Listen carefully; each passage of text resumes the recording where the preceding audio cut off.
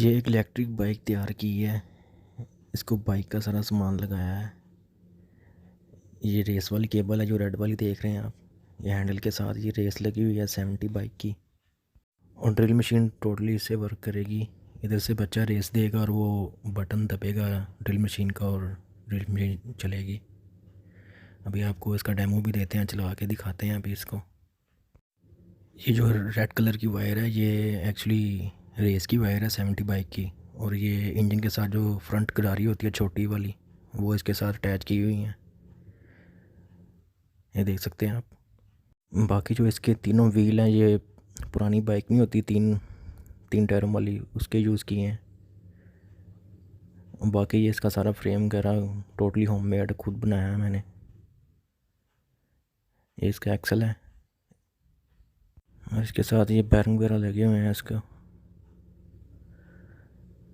इसके ऊपर सीट बनाई हुई है। और ये ड्रिल मशीन है जो कि टोटली 21 वोल्ट में है, काफ़ी पावर वाली ड्रिल मशीन है। ये रीजनल कंपनी की है। ये इसका जो नाम है इसके अंदर अम्बोज हुआ हुआ है। 21 वोल्ट की इसकी बैटरी है। बहुत अच्छी ड्रिल मशीन है। हैमर का ऑप्शन भी है इसके अंदर।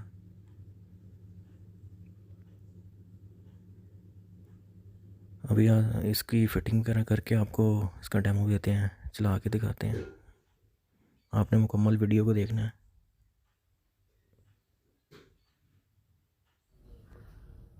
चल मुझे कास्ते ना चल